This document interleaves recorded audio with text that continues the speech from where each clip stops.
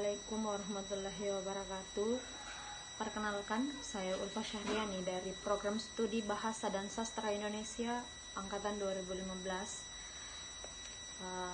Pada hari ini saya akan melakukan presentasi proposal penelitian dengan judul Representasi Bisu dalam novel Tiba Sebelum Berangkat karya Faisal Odang menggunakan kajian sosiologi sastra Yanwat.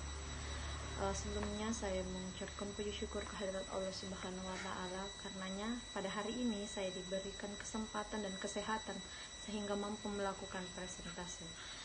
Dan salawat kepada Nabiullah Muhammad SAW. Dan saya mengucapkan banyak terima kasih kepada pembimbing saya. Pembimbing pertama Bapak Prof. Dr. Ansari M. Hum, Ibu pembimbing kedua yaitu Ibu Dr. Nancy Lianti M. Hum, dan penguji 1 Bapak Prof. Dr. Rapitang MS, dan yang terakhir Bapak penguji 2 Bapak Faisal SS M. Hum.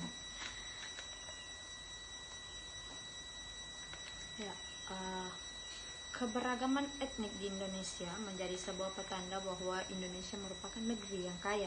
Terdapat berbagai ragam suku, agama, bahasa, ras, dan kulit yang berbeda namun hidup saling berdampingan.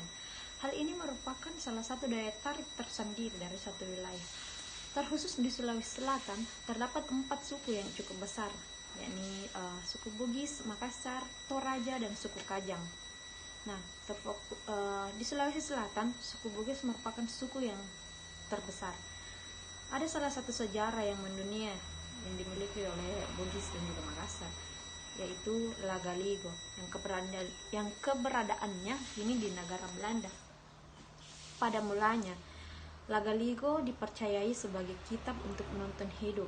Banyak kejadian-kejadian supernatural yang diceritakan di dalamnya. Salah satunya adalah kisah Tumanurung. Juga ada bisu dan lain-lain sebagainya.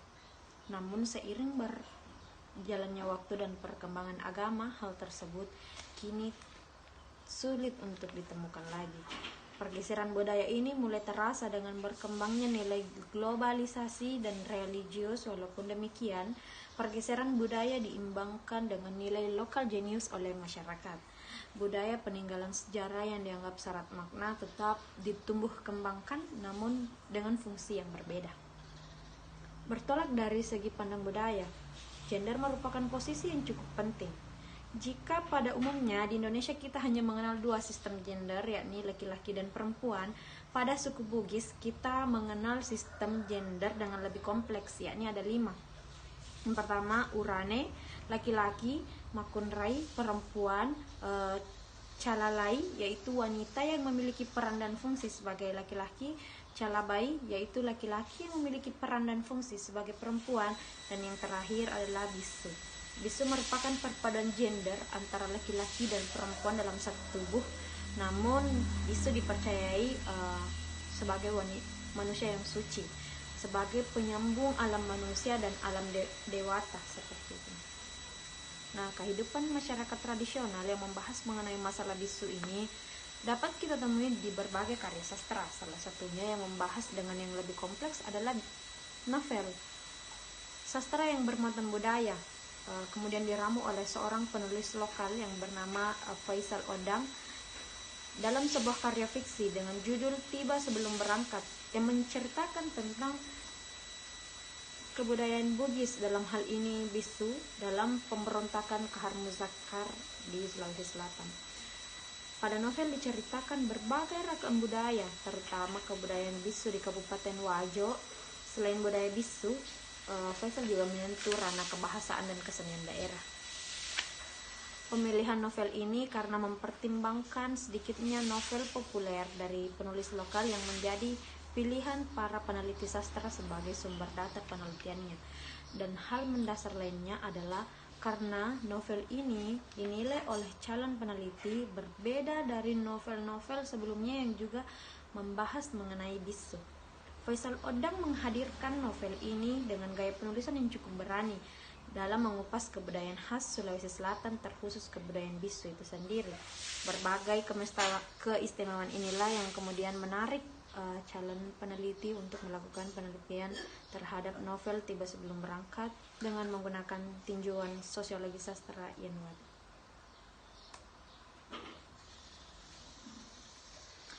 Rumusan masalah. Di rumusan masalah ada 3 rumusan masalah yang akan ditawarkan oleh calon peneliti. Yang pertama, bagaimana pengaruh konteks sosial pengarang dalam novel Tiba Sebelum Berangkat. Yang kedua, bagaimana representasi bisu sebagai cerminan masyarakat dalam novel Tiba Sebelum Berangkat. Dan yang terakhir, bagaimana fungsi sosial bisu dalam novel Tiba Sebelum Berangkat. Tujuan penelitian untuk mendeskripsikan pengaruh konteks sosial pengarang terhadap karyanya, dalam hal ini novel Tiba Sebelum Berangkat. Dan yang kedua, mendeskripsikan kehidupan bisu sebagai cerminan masyarakat dalam novel Tiba Sebelum Berangkat karya Faisal Odang ini. Dan yang terakhir, mendeskripsikan fungsi sosial bisu dalam novel Tiba Sebelum Berangkat. Manfaat penelitian. Secara teoretis, penelitian ini dapat memberikan wawasan tambahan mengenai sosiologi sastra, terutama di bidang nilai budaya yang terdapat dalam novel Tiba Sebelum Berangkat karya Faisal Odang. Secara praktis peneliti dapat menjadikan ini sebagai sebuah proses pembelajaran dalam menyusun tugas akhir dan menambah pengetahuan serta pengalaman peneliti dalam menerapkan salah satu teori sosiologi sastra. Manfaat bagi masyarakat yaitu dapat memberikan informasi lebih dalam mengenai gambaran nilai budaya, dalam hal ini bisu, dalam novel Tiba Sebelum Berangkat karya Faisal Odang, dan juga dapat digunakan sebagai sarana sosialisasi mengenai peran sastra terhadap masyarakat umum. Tinjauan pustaka. Pada tinjauan pustaka saya menjelaskan beberapa. Yang pertama, karya sastra, yang kedua prosa fiksi, yang ketiga novel, yang keempat sosiologi sastra dan menjurus ke sosiologi sastra Ian Watt, dan yang terakhir ada bisu. Kerangka pikir. Di kerangka pikir, saya menjelaskan karya sastra merupakan hasil karya manusia yang memiliki nilai estetik yang tinggi.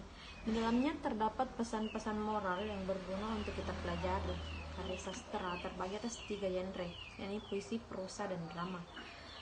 Dalam penelitian ini kita menjurus pada prosa yang berbentuk novel yang berjudul Tiba Sebelum Berangkat karya Faisal Odang, yang akan diteliti menggunakan tinjauan sosiologi sastra Ian Watt. Ada 3 objek kajian utama dalam sosiologi sastra Ian Watt itu sendiri. Yang pertama, konteks sosial pengarang, yang kedua, fungsi sosial, dan yang terakhir, cerminan masyarakat. Dan ketiganya dijadikan rumusan masalah oleh calon peneliti, nantinya akan dianalisis hingga menghasilkan temuan yang ilmiah. Metode penelitian. Jenis penelitian dalam proposal penelitian ini adalah kualitatif, yang dengan menggunakan desain penelitian deskriptif. Fokus penelitiannya sesuai dengan rumusan masalah, representasi bisu dalam novel Tiba Sebelum Berangkat karya Faisal Odang. Data dan sumber data. Data yang digunakan merupakan teks sastra yang terurai dalam bentuk frasa, klausa, kalimat maupun paragraf yang berkaitan dengan fungsi sosial bisu, representasi bisu, dan cerminan masyarakat. Dan sumber data yang digunakan adalah novel Tiba Sebelum Berangkat karya Faisal Odang yang diterbitkan oleh Gramedia pada April 2018 dan berjumlah 216 halaman. Metode teknik pengumpulan data.